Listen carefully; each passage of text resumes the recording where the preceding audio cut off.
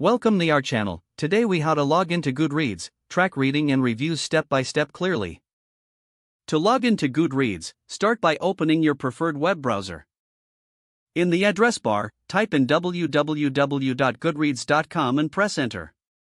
Once the Goodreads homepage loads, locate the sign in button at the top right corner of the screen. Click on the sign in button to proceed. You will see two options for logging in, using your email or your Facebook account.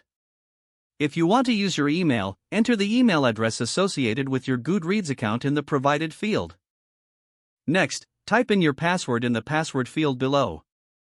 After entering your details, click on the Sign In button. If you're using Facebook, click on the Sign In with Facebook button instead. You may be prompted to enter your Facebook credentials if you are not already logged in. Once you successfully sign in, you will be redirected to your Goodreads homepage.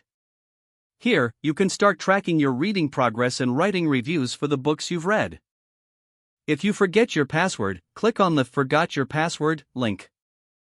Follow the prompts to reset your password via the email associated with your account.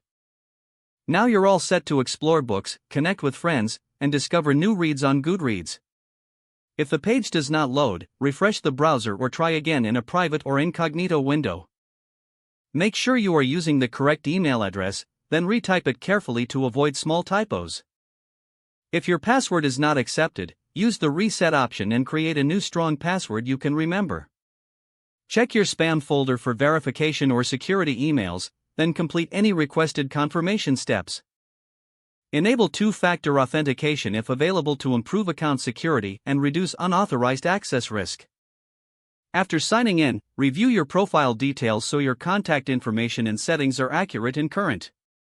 If you see an error message, note it down and try again after restarting your device and internet connection. Log out when you finish, especially on shared devices, to keep your account and payment information secure. If the page does not load, refresh the browser or try again in a private or incognito window. Make sure you are using the correct email address, then retype it carefully to avoid small typos. If your password is not accepted, use the reset option and create a new strong password you can remember.